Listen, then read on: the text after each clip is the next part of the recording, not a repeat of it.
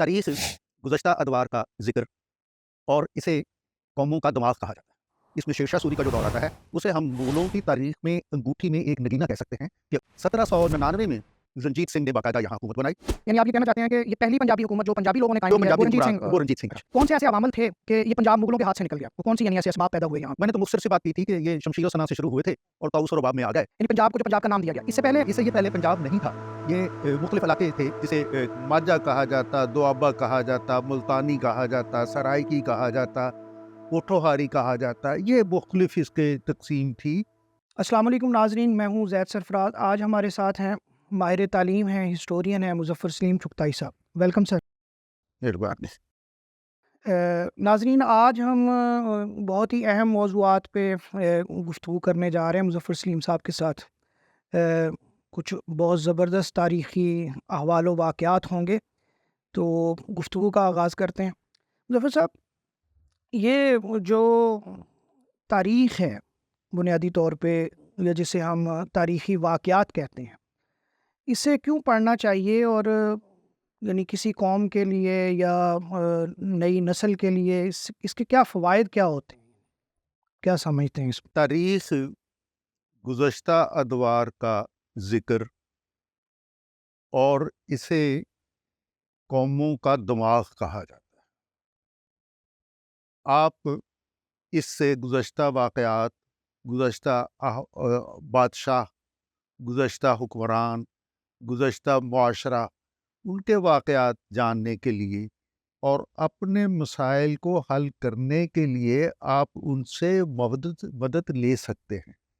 اس لیے تاریخ کا مطالعہ ضروری سمجھا جاتا ہے کہ کس بادشاہ نے کس انداز میں حکومت کی، کس حکمران نے کس انداز میں غلطیاں کی، کس حکمران نے بہتر اپنے آپ کو پیش کیا عوام کے لیے۔ یہ چیزیں جاننے کے لیے ہمیں تاریخ کی طرف لوٹنا پڑتا ہے۔ ٹھیک ہو گیا۔ اچھا، یہ جو آپ کا خاص تخصیص ہے یا اسپیشلائزیشن ہے ہسٹری کے اندر، اور ہسٹری میں بھی خاص طور پہ ہندوستانی تاریخ، اور ہندوستانی تاریخ میں جو پنجاب کا ایریا ہے یا جو پنجاب کی تاریخ ہے، اس حوالے سے آپ کی جو ہے اسپیشلائزیشن ہے، تو پنجاب اور جو پنجاب کی تقسیم ہے، اس کا جو جغرافیہ، اس کا جو نام ہے، اور اس کی جو ہسٹوریکل ایویڈنس ہیں تاریخ کے اندر، یہ کہاں تک جاتے ہیں؟ یعنی کن کن لوگوں کا ذکر ہے اس کے اندر، یا ہسٹری ہمیں کیا بتاتی ہے پنجاب کے حوالے سے، اس کے جغرافیے کے حوالے سے، اس کے نام کے حوالے سے، اور کچھ اوور ویو اس کی جو پنجاب اور پنجاب کی ثقافت اور کلچر وغیرہ۔ میں اس کے لیے آپ کو اور پرانی تاریخ کی طرف لے جاتا ہوں۔ میں اس کا آغاز اس وقت سے کروں گا کہ جب مسلم حکمران ہندوستان پر آئے۔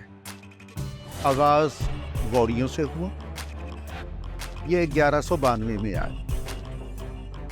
یعنی جو پہلی باقاعدہ حکومت مسلمانوں کے وجود میں آئی، وہ 1192 میں وجود میں آئی، اور ان کے بعد خاندان غلامہ، جو غوری سے ہی ان کی نسبت تھی، غوری کے غلاموں نے ہی آگے حکومت کی، جس میں شمس الدین التمش، رضیہ سلطان، یہ لوگ آئے۔ اس کے بعد خلجیوں کی حکومت ہوئی، لودھیوں کی حکومت ہوئی، اور لودھیوں کی حکومت کو 1526 میں مغلوں نے تارا۔ اس کے بعد مغل ایرا ایسا چلا، ماسوائے کہ ہمایوں کی جلا وطنی کا تھوڑا دور گزرا ہے، اس میں شیر شاہ سوری کا جو دور آتا ہے، اسے ہم مغلوں کی تاریخ میں انگوٹھی میں ایک نگینہ کہہ سکتے ہیں کہ انہوں نے ہندوستان میں بہت سی اصلاحات کی بنیاد رکھی۔ شیر شاہ سوری کے بعد یہ دور چلتا ہے اورنگزیب کی طرف۔ اورنگزیب کے جو اس کے بعد حکمران آئے، وہ اس سے پہلے جو تھے وہ تو شمشیر و سنا کے ساتھ آئے تھے، اب طاؤس و رباب کا دور شروع ہو چکا تھا، اور پھر یہ مغل سلطنت آہستہ آہستہ کٹتی گئی، حتیٰ کہ اگر ہم پنجاب کی بات کریں، 1799 میں رنجیت سنگھ نے باقاعدہ یہاں حکومت بنائی، اور اس سے پہلے 1708 یا 9 میں بندہ سنگھ بیراگی نے یہاں خلفشار پیدا کیا، حکومت کو ڈسٹرب کیا، اور اس کے بعد مختلف علاقوں میں مختلف سکھ حکمران ہوئے، جن کو اکٹھا کر کے رنجیت سنگھ نے 1799 میں ایک حکومت ترتیب دی، اور یہ پنجاب کی حکومت تھی۔ یعنی آپ یہ کہنا چاہتے ہیں کہ یہ پہلی پنجابی حکومت جو پنجابی لوگوں نے جو قائم کی ہے پنجابی وہ رنجیت حکمران سنگھ وہ رنجیت سنگھ تھا۔ اچھا، اس میں میرا ایک سوال ذرا ایڈ کریں، باقی بات آگے جا کے کرتے ہیں ہم، کہ کون سے ایسے عوامل تھے کہ یہ پنجاب مغلوں کے ہاتھ سے نکل گیا؟ وہ کون سی یعنی ایسے اسباب پیدا ہوئے یہاں؟ میں نے تو مختصر سی بات کی تھی کہ یہ شمشیر و سنا سے شروع ہوئے تھے اور طاؤس و رباب میں آ گئے، تو پھر ان کی حکومت کا آہستہ آہستہ جیسے ایک بسکٹ یا کیک کٹتا ہے، یہ کٹتے گئے، اور یہاں تک کہ یہ انگریز جب ان پر حاوی ہوا تو یہ بھی کہا جانے لگا کہ حکومت شاہ عالم دلی تا پالم۔ اس کے علاوہ تمام علاقہ جو تھا وہ ان کے زیر ضرور کہلاتا تھا، لیکن ان کا اثر کچھ نہیں تھا، کمپنی بہادر ہی سب امور سنبھالتی تھی۔ لیکن یہاں چونکہ ہم نے بات کی ہے پنجاب کی، تو پنجاب کا نام اول اکبر اعظم کے دور میں رکھا گیا۔ یعنی پنجاب کو جو پنجاب کا نام دیا گیا، اس سے یہ پہلے پنجاب نہیں تھا، یہ مختلف علاقے تھے، جسے ماجھا کہا جاتا، دوآبہ کہا جاتا، ملتانی کہا جاتا، سرائکی کہا جاتا، پوٹھوہاری کہا جاتا، یہ مختلف اس کے تقسیم تھی۔ اور یہ پنجاب کا نام آئین اکبری میں بھی اس کا ذکر ملتا ہے کہ اس کو پہل پنج دوآبہ کہا گیا۔ جب آپ پنج دوآبہ کہیں گے تو پھر آپ کو 6 دریا چاہیے، 2 دریاؤں کے درمیانی علاقے کو چونکہ دوآبہ کہتے ہیں، تو 6 دریاؤں میں 5 دوآبے بنتے ہیں۔ اور یہ 5 دوآبہ کا لفظ جو ہے یہ کثرت استعمال سے اس میں دوآبہ کا لفظ نکل گیا، پنجاب کا لفظ جو ہے وہ جاری رہا۔ لیکن اس میں ایک بات جو ہے وہ ضرور اس کا ذکر میں کروں گا کہ یونانیوں نے جب ادھر حملہ کیا تو انہوں نے اسے پینٹاپوٹامیا کہا۔ پینٹاپوٹامیا کا مطلب بھی 5 دریاؤں کی سرزمین، لیکن وہ نام جو ہے وہ چل نہیں سکا۔ یہ اکبر کے دور میں اس کو رکھا گیا اس کا نام، پھر یہ نام 5 دوآبہ سے پنجاب ہوا، اور پنجاب ہی کو نام کو لے کے سکھوں نے حکومت کی۔ اور سکھوں کی حکومت میں وسعت کا اندازہ آپ یہاں لگا سکتے تھے، بلکہ لگا سکتے ہیں کہ ان کی حکومت میں 4 صوبے، یہ صوبے تھے کشمیر، کابل، لاہور اور ملتان۔ یہ 4 صوبے ان کی حکومت تھی، اور یہ اس کو پھر آہستہ آہستہ گرایا گیا۔ انگریزوں نے کبھی سازش سے، کبھی صلح سے، کبھی جنگ سے اس پہ آہستہ آہستہ قبضہ کیا، اور یہ قبضہ 1848 میں جا کے مکمل ہوا۔ اس سے پہلے 1841 میں سندھ کا علاقہ انگریز اپنے قبضہ میں لے چکے تھے۔ صرف اس کے میں درمیان میں ملتان کا علاقہ ایسا تھا جو ابھی انگریز کے قابض نہیں ہوا تھا، تو وہ 1849 میں ملتان بھی جب اس کے قابض میں آ گیا۔ انگریز کے متعلق نپولین نے کہا تھا کہ یہ ایک تاجر قوم ہے، یہ تاجرانہ ذہن رکھتے ہیں۔ اس کو آپ منفی دیکھیں تو اپنا استحصال کی طرف آپ جائیں گے، اگر آپ اسے مثبت دیکھیں تو آپ اسے کہیں گے کہ یہ معیشت کو بہتر بنانے کے ان کے پروگرام تھے۔ تو ان پروگراموں میں سب سے پہلی جو بات انہوں نے شروع کی وہ ریلوے لائن کا سروے 1848 سے پہلے شروع ہو چکا۔ اب اس میں یہ سوال آئے گا کہ جب یہ سندھ اور پنجاب ان کی حکومتیں نہیں تھی، یہ کیسے سروے انہوں نے مکمل کیا؟ اس وقت سرحدیں باقاعدہ نہیں، آنے جانے کے لیے ویزا اور پاسپورٹ کی شرط نہیں تھی۔ یہ 1841 میں لارڈ آکلینڈ نے سندھ کو فتح کیا، اور اسی طرح لارڈ ہارڈنگ نے ریلوے کے لیے سروے مکمل کیا، اور لارڈ ہارڈنگ نے ہی اسے ریل بچھائی۔ اچھا، یہ بات کافی آگے آ گئی ہے، ریل کہانی پر ہم پہنچتے ہیں، لیکن میں اس سے پہلے تھوڑا سا جو گریک دور ہے نا، اس میں ایک دو چیزیں آپ سے پوچھنا چاہتا ہوں کہ یہ جو گریکس تھے، یعنی یہاں پہ اسکندر جو ہے وہ آیا، اور اسکندر کی آمد جو ہے اس کے نشانات بھی موجود ہیں ہسٹری کے اندر، مطلب اس کی رپورٹنگ بھی ہے۔ تو یہ انہوں نے پانچوں دریا اور پورا پنجاب جو آج کا پنجاب ہے، یا جو پنجاب تقسیم کے بعد دو حصوں میں تقسیم ہو گیا ہے یا تین حصوں میں، یہ سارا فتح کر لیا تھا یا کچھ ایریا تک یہ رہے ہیں؟ جی نہیں، جیسے کہا جاتا ہے ملتان تک آئے ہیں، ستلج پار نہیں کیا۔ اس میں بعض مورخین اس بات پہ اتفاق کرتے ہیں کہ وہ دریائے بیاس تک آیا ہے۔ ٹھیک ہے، اگر وہ دریائے بیاس تک آیا ہے تو یہ دریائے بیاس تک کا جو علاقہ ہے یہ تلمبا کی ذیل میں آتا ہے، اور بیاس جو ہے اب بھی میاں چنو کی جو سرحدیں ہیں تحصیل میاں چنو کی، وہ راوی اور بیاس کا درمیانی علاقہ ہے۔ اس سے بیاس سے آگے وہ نہیں بڑھا، یہیں سے اس کی واپسی ہوئی ہے۔ اس میں آپ یہ کہہ لیں کہ اگر اس نے ملتان فتح کر لیا تو یہ سارا علاقہ فتح ہو گیا۔ یہ ضرور کیونکہ ملتان جو ہے وہ اہم ترین یعنی یہ ضروری مقام، نہیں کہ وہ دریائے بیاس کے کنارے تک بھی پہنچا ہو، یعنی ملتان کی آکوپیشن ہی سمجھیں گے۔ اس کی پوری ریاست اس علاقے کے جو ہے وہ اس کی آکوپیشن ہے۔ تو اس کے بعد، اس کے جانے کے بعد یہاں کا حکمران اس نے سلیوکس کو بنایا۔ اسی دور چندرگپت موریہ موریہ کا عہد شروع ہوا، تو ان میں آپس میں صلح اس بنیاد پہ ہوئی کہ سلیوکس نے اپنی بیٹی کا رشتہ چندرگپت موریہ کے ساتھ کیا۔ یہ سلسلہ اس وقت سے وابستہ ہے۔ تو ہم بات کر رہے تھے ریل کہانی کی۔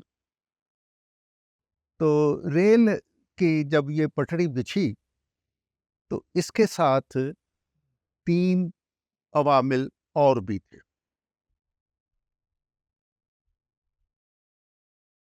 مغلوں نے جب اس کو 5 دوابوں کا نام دیا تو ان دوابوں کے نام بھی الگ الگ رکھے، جس میں دوابہ سندھ ساگر، یہ سندھ اور جیلم کے درمیانی علاقہ تھا۔ دوابہ چج، یہ چناب اور جیلم کا درمیانی علاقہ تھا۔ دوابہ رچنا، یہ راوی اور چناب کا درمیانی علاقہ تھا۔ دوابہ باری، یہ راوی اور بیاس کا درمیانی علاقہ تھا۔ اور دوابہ بست جلندر، یہ بیاس اور راوی کا درمیانی علاقہ۔ اچھا، یہ جو دوابے ہیں یہ سیاسی انتظامی تقسیم کے لیے کرتے تھے یا ٹیکس کلیکشن کے لیے؟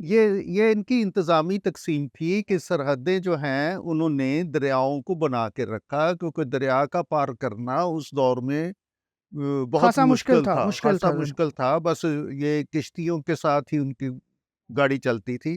تو ان کو ایسے آپ آج کے دور کے مطابق سمجھ لیں کہ یہ ڈویژن تھے ان کے، یہ انتظامی بھی اور مالیہ اکٹھا کرنے کے بھی یہ ان کی تقسیم تھی۔ اچھا، ٹیکس کلیکشن کے لیے پنجاب کے اندر جو مسلم ایرا ہے وہ کس طرح ورک کرتا تھا؟ یعنی یہ ٹیکس کلیکشن کا جو شعبہ ہے یہ ٹوڈر مل نے شروع کیا تھا، اس سے پہلے اس کا باقاعدہ انداز نہیں تھا، یعنی رجسٹر اور چیف سیکٹری اور یعنی خزانہ اس طرح؟ نہیں، اس میں یہ تھا کہ یہ مقرر کرتے تھے جاگیردار۔ ٹھیک ہو گیا، ایک جاگیردار کو ایک علاقہ تفویض کر دیا جاتا اور اس سے اس کے علاقے کی پیداواری رقوم وصول کی جاتی اور اس میں کچھ حصہ اس کو اس کی جاگیرداری کا دیا جاتا۔ ٹھیک، یہی ان کا انداز تھا، اسی سے آگے یہ چلتے تھے۔ اور ہم پھر پنجاب پہ آ جاتے ہیں تو سکھوں کا دور میں یہ پنجاب کی 4 ریاستیں، 4 صوبے، اور چاروں صوبوں میں ملتان ہمارے متعلقہ تھا، اس علاقے سے متعلقہ تھا، اور ملتان کا جو سب سے اہم علاقہ وہ دوابہ باری اسے کہا جاتا ہے۔ اب دوابہ باری کی کیفیت یہ ہے کہ یہ تمام کا تمام بے آب ہو گیا، یہاں پانی نہیں، آب نہیں، گھاس نہیں، دانا کہیں نہیں، دانا اور نہیں، پیپلز لوگ تھے، لوگ لوگ بھی نہیں کہیں ظاہر کہیں لوگ، آبادیاں موجود تھیں دریاؤں کے قریب، اور دریاؤں کے قریب اس لیے تھی کہ ان وہاں آبادیوں کے کچھ نام جیسے تلمبا ہے یا اپنا ملتان ہے، اس جی کے نہیں، بعد میں ہڑپا گزارش ہے. کروں گا، یہ تلمبا کے علاوہ ہم دیہات کی بات کریں گے. جیسے اس طرف ہم جائیں تو ہمیں ونجاری کا علاقہ نظر آتا ہے. ونجاری اس لیے آباد ہو گیا تھا کہ یہ بیاس کے قریب تھا، اور بیاس کے قریب ہونے کے ناطے کنواں کھودنے سے پانی جلدی مل جاتا جلدی مل جاتا تھا، جتنا یعنی دریا کے قریب ہیں پانی اوپر ہے. پانی اتنا اوپر آ جاتا تھا. آج کل بھی اگر آپ جائیں دریا کے ساتھ ساتھ تو وہ اوپر ہی پیٹر وہ وغیرہ پانی جو ہے وہ وہ بہت اوپر آسانی مل ہے. جاتا ہے. اسی طرح یہ ہمارے تلمبے کے علاقے میں بہت ساری بستیاں ایسی ہیں جو اس میں وجود میں آئی. عظیم حراج ہے، نوری سہاگ ہے، چوپر ہٹا ہے، یہ بہت ساری بستیاں اچھا، ایسی. کم لوگ بھی کم اور پانی بھی کوئی نہیں، پانی بھی کوئی یہ نہیں. صورتحال تھی ہاں جی، اور پنجاب. اس میں یہ بھی تھا کہ یہ انگریزوں کی آمد سے پہلے کا ذکر ہو رہا ہے نا جی یہ بلکہ اسے یا آپ 1857 مغل دور سے پہلے، مغل دور کے دوران کی باتیں ہیں. انہوں نے یہ رہٹ چلاتے تھے زیادہ تر، اور ایک رہٹ پورے دن میں مشکل سے 2 ایکڑ رقبہ سیراب کرتا تھا. بلکہ یہ بھی ایک محاورے کے طور پہ بات کی جاتی تھی، جنہ کھوتے حل انہوں نہ ملیا چین. اس لیے کہ 2 ایکڑ رقبہ پورے دن میں، اور 2 بیل لگے ہوئے ہیں، وہ گھومے جا رہے ہیں، وہ چل رہے ہیں، پھر ان کو بدلتے ہیں، پھر نئے کو لاتے ہیں، اور یہ بھی سلسلہ چلتا تھا. پھر اس میں یہ بھی تھا کہ دریا کے قریب اس لیے بھی بستیاں بسائی جاتی تھی کہ اس وقت دریاؤں کے پانی صاف ہوتے. آج کی طرح گندگی آج ہم نے گھولی ہے، تو وہ خواتین دریاؤں سے پانی بھر کر لایا کرتی، اور اس میں معاوضے پہ بھی پانی بھر کے لانے والیاں شامل ہوتی تھی، جنہیں پنہاریاں کہا جاتا. پنہاریاں. آپ مطلب وہ خاص طور پہ ہندی مائتھالوجی میں بھی پنہاریوں کا ذکر رام کے ساتھ وہ بستا ہے. پنہاریاں پانی بھر کے لانے والے، ان کو یہ کہا جاتا تھا. تو اس کے ساتھ ہم پھر واپس ریل کے قریب آ جاتے ہیں کہ یہ دوابہ باری جو ہے، جیسے میں نے گزارش کی کہ یہ بے آب و گیا تھا، اس کو آباد کرنے کے لیے نہر لوئر باری دواب کا منصوبہ منظور کیا گیا. LBCD جسے ہم کہتے ہیں، LBDC، لوئر باری دواب کینال. یہ کینال ڈسٹرکٹس جنہیں ہم کہتے ہیں، یعنی جو سرگودا اور یہاں ملتان تک، ان کے اندر جو نہروں کا آغاز ہے ایک ہی وقت میں ہوا یا مختلف اوقات میں؟ جی نہیں، یہ تو مختلف اوقات میں. سب سے پہلے نہریں جو بنی وہ اس کے فیصل آباد کے علاقے میں بنی. وہ ادھر جو مشرقی پنجاب ہے اس طرف کے لوگ اسے بار کا علاقہ کہتے تھے، یعنی وہی بار تھا. وہی بار. یہ نہر سدنائی اور لوئر باری دواب کی باری تقریباً آخر میں آئی. اچھا، سب سے آخر میں آئی ہے، کیونکہ فیصل آباد 1885 میں تقریباً اس کے ایویڈنس ہیں کہ وہ آباد ہے اور چل رہا ہے. جی. اور یہ بھی ہے کہ فیصل آباد کے علاقے سے ہی یہ مالیہ کے رقم میں اضافہ کرنے پہ تحریکیں چلی، جس میں وہ بھگت سنگھ، اور وہ ہم اپنے موضوع سے ہٹ جائیں گے. الگ. اچھا خیر، نہر جو LBDC کا جو آغاز، میں پہلے ریل کی بات مکمل کر لوں کہ ریل کا لاہور سے کراچی تک کی ریل جو ہے یہ بچھائی گئی. اس سے پہلے انگریز اس کا تجربہ ہگلی اور کلکتہ کے درمیان کر چکا تھا. ہگلی سے پٹسن اور اس سے متعلقہ سامان جو ہے وہ وہاں جاتا تھا کلکتہ، اور پھر وہ دوسرے ملکوں میں. تو یہاں پر جو ریل بچھائی گئی یہ کراچی تک کے لیے بچھائی گئی، تاکہ پانی تک جو سمندر تک پہنچے اور بحری جہازوں کے ذریعے یہاں کا خام مال وہ اپنے علاقوں میں استعماری کلونیل منصوبہ تو لے جا سکے. لیکن اس میں یہ استعماریت کا بالکل ہم اس میں دیکھیں گے، لیکن اس میں یہ بات بھی دیکھنے کی ہے کہ ہمارے علاقے کی معیشت کو بھی بہتر بنانا نظر آتا ہے اس